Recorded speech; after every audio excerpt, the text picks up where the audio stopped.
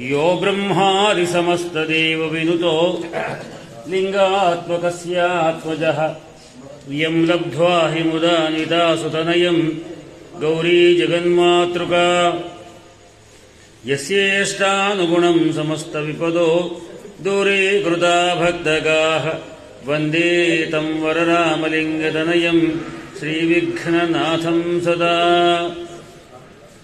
येषा दुष्टनिवारणेषु निरता भक्तार्ती निर्हारिणी यस्यास्त्विष्टतया हि लब्धविभवाः निष्किञ्चनाः प्राणिनः मूढान् ज्ञानवतः करोति सततं या स्वप्रसादान्मुदा वन्दे तां परमेश्वरीं भगवतीं ज्ञानप्रदां शारदाम् यश्छिन्दन्ति तिजेन्द्रवक्षसमसौ स्तम्भान्ननोद्भाव्य च प्रह्लादाख्यकपालभक्तदितिजं प्रेम्णा सदा लोकयन् ब्रह्मेन्द्रादिसुरैर्सदानुतगणः संस्तूयमानो मुदा श्रीमान् धर्मपुरीश्वरो नरहरिः कुर्यात् सदा मङ्गलम्। व्यासाय विष्णुरूपाय व्यासरूपाय विष्णवे नमो वै ब्रह्मनिधये वासिष्ठाय नमो नमः। श्री लक्ष्मी नरसिंहपुरब्रह्मणे नमः। मातृपितृप्राणाय नमः। गुरुभ्यो नमः। हे भगवन्, ఈనాటి ధనుర్మాస విశిష్ట పూజాంతర్గతంగా ఈ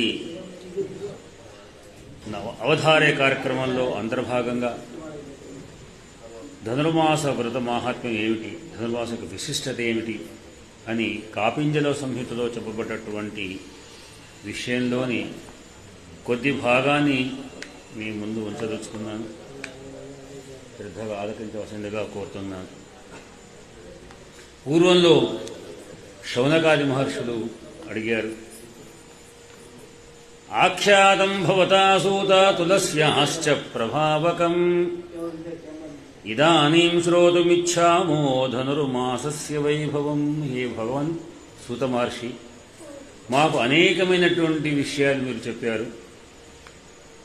ఇప్పుడు మేము ధనుర్మాసం యొక్క విశిష్టత ఏమిటి, ధనుర్మాసం గురించి చాలా బ్రహ్మాండంగా చెప్తుంటారు, దాని గురించి చెప్పవలసింది అంటే అప్పుడు సూత మహర్షి చెప్తూ ఉన్నాడు, హే మహర్షులారా, పూర్వంలో ఇదే ప్రకారంగా బ్రహ్మదేవుడు దగ్గరికి వచ్చినటువంటి నారద మహర్షిని, ఆయనను ఆ భగవంతుణ్ణి బ్రహ్మదేవుడిని అడిగాడు, ఈ ధనుర్మాస యొక్క విశిష్టత ఏమిటి. అప్పుడు ఆయన చెప్పిన విషయాన్ని నేను మీకు చెప్తున్నాను, వినవలసింది అని. ఏమిటంటే అది వ్రతానాం చైవ సర్వేషాం దానానాం యజ్ఞకర్మణాం అధికం సర్వపుణ్యానాం ధనుర్మాస ఫలం శుభం.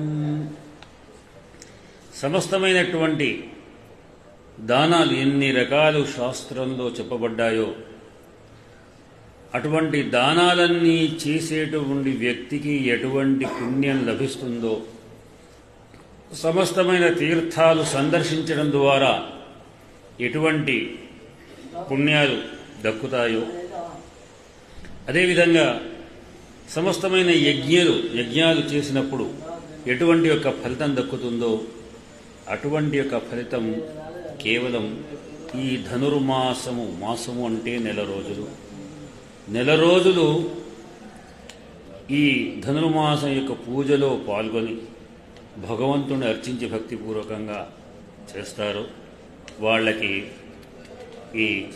అటువంటి పుణ్యాలన్నీ కూడా దక్కుతాయి, అవన్నీ లభిస్తాయి అని చెప్పబడింది శాస్త్రాల్లో.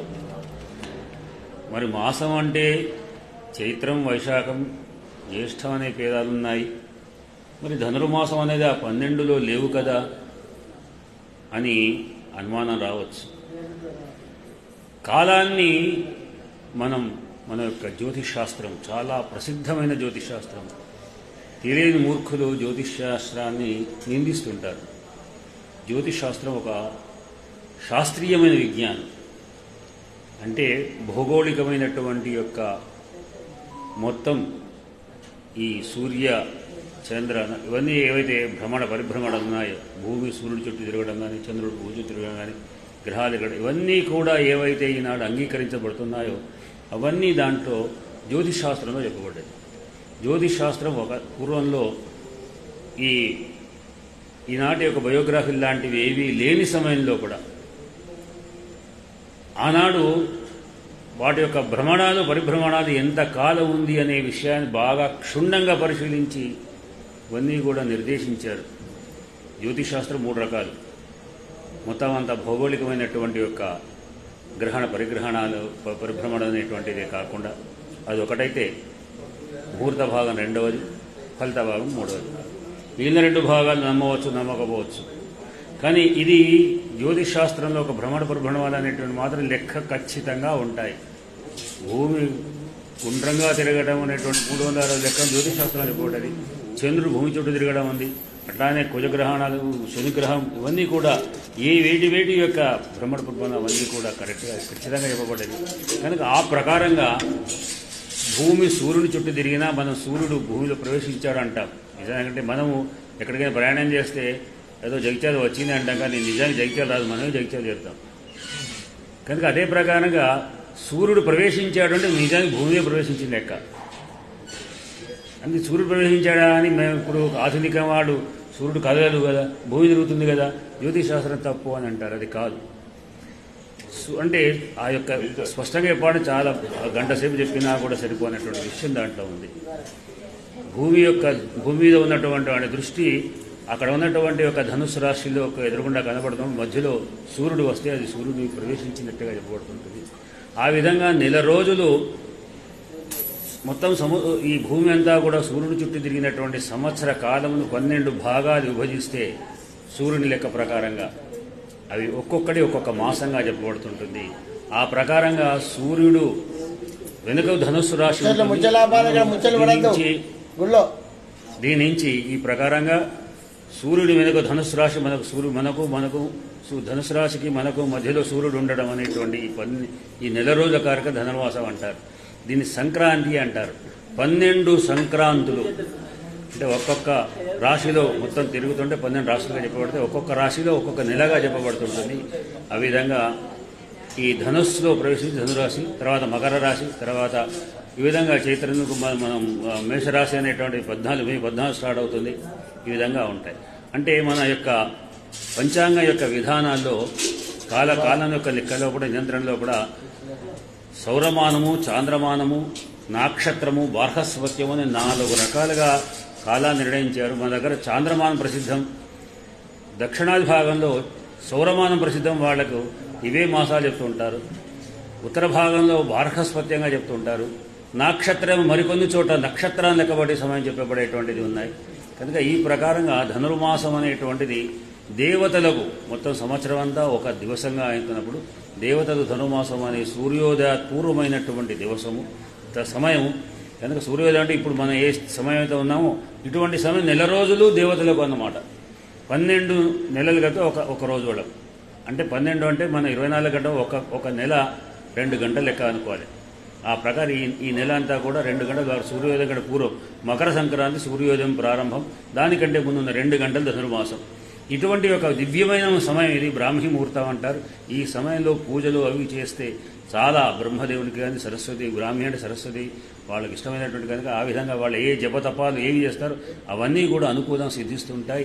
కనుక ఈ సమయంలో లేచి సూర్యోదయం కంటే ముందు నిజానికి ప్రతిరోజు కూడా సూర్యోదయం కంటే ముందే లేవాలి, స్నానాలు చేసుకొని సంధ్యావనాయ కర్మ చేయమని చెప్పబడ్డది. కనుక ఆ ప్రకారంగా ఈ చెప్పారు. కనుక ఇది ఇటువంటి శ్రేష్టమైంది అని చెప్పి మునులు చెప్తున్నారు. బ్రహ్మాది మహర్షులందరూ కూడా ఓ మహర్షులరా అని అడిగితే అప్పుడు ఋషులు అన్నారు, తత్కథం మునిషార్దూల పురస్యాధికముత్తం, ఎందుకు మరి ఇంత గొప్పైనటువంటిది అని అడిగితే ధనుర్మాసస్య మాహాత్మ్యం వక్తుం విస్తరతో మయ నశక్యతే మునిశ్రేష్ఠాః తథా వర్షశతైరపి. ధనుర్మాస యొక్క విశిష్టతను గురించి చెప్పాలంటే సంవత్సరాలైనప్పటికీ కూడా సమయం సరిపోదు. కనుక అనేకమైనటువంటి శాస్త్రాలు ఉన్నాయి, పురాణాలు ఉన్నాయి. పురాణాలు అంటే మనం ఏమనుకుంటామంటే ఏదో కథలు ఉన్నాయి, ఆ కథలు పురాణ కథలు అంటాం. నిజానికి చాలా పురాణాల్లో శాస్త్రీయమైన అంశాలు ఉన్నాయి. కేవలం మనోహరంగా చెప్పబడేటువంటి భగవద్భక్తి ప్రధానంగా చెప్పబడేది భాగవతం మాత్రం భక్తి ప్రధాన కథ చెప్తుంది. కానీ మిగిలిన శాస్త్రాల్లో మిగిలిన పురాణ శాస్త్రీయమైన అంశాలు ఉన్నాయి. కనుక అనేకమైన శాస్త్రాలు, భౌగోళిక విషయాలన్నీ ఉన్నాయి.